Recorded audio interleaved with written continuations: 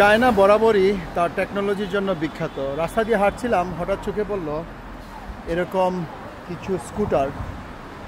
Guangzhou শহরের প্রতিটা স্কুটারই battery চালিত, এবং এই ব্যাটারি চালিত স্কুটারগুলি এখন যেমন রাত হয়ে গেছে, এখানে সারিবদ্ধভাবে চার্জ হচ্ছে সেখানের মধ্যে চার্জার দেওয়া আছে প্রতিটা। What is it? 中国月饼， চুংকো ইয়োবিং? 对，月饼，中秋节月饼。English. 等下，中国月饼店是中国节歌。 Cake. 对 Cake. 对对对。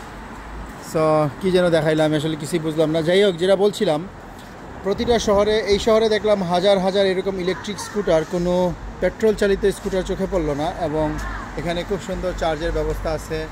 আমি জানি না এই চার্জারগুলো ফ্রি না টাকা দিয়ে চার্জ করতে হয়, তবে এখানে বেশ কিছু খালি আছে। এখানের মধ্যে লাল লাইট জ্বলছে।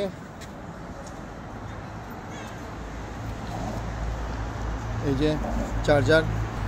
যদিও ইউরোপে ইলেকট্রিক গাড়ি চার্জের জন্য চার্জারের ব্যবস্থা আছে, কিন্তু মোটরসাইকেল চার্জিংয়ের জন্য এরকম কোনো ব্যবস্থা আমার চোখে পড়েনি।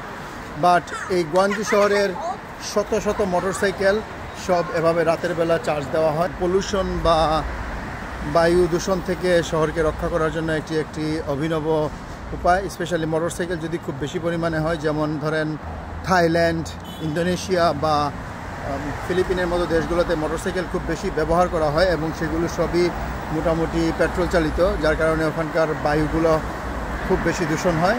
কিন্তু এখানকার বায়ুটা খুব একটা দূষণ না, খুব নিট অ্যান্ড ক্লিন একটা শহর আমার কাছে মনে হলো। এবং খুব একটা পেট্রোলের ব্যবহার দেখলাম না, সব গাড়িগুলোও মনে হয় ইলেকট্রনিক। সো কোনো পেট্রোলের গন্ধগুলো পাওয়া যাচ্ছে না। ওদের বায়ুটা খুবই ক্লিন এয়ার। চায়না ইউরোপের থেকে অনেক বেশি অ্যাডভান্সড, এবং টেকনোলজির দিক থেকে তো তারা অনেক বেশি আগিয়ে।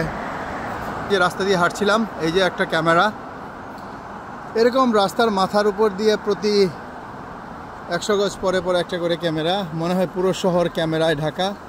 আমার কাছে মনে হয় ওরা কোথাও বসে আমি ঘর থেকে বের হইলে কোন পয়েন্ট থেকে কোথায় ঘুরে ঘুরে আবার ব্যাক করতেছি, সব ওরা আমাকে ফলো করতে পারবে চাইলে। সো চায়না এমনই একটা দেশ যে সব কিছু তাদের নিয়ন্ত্রণে।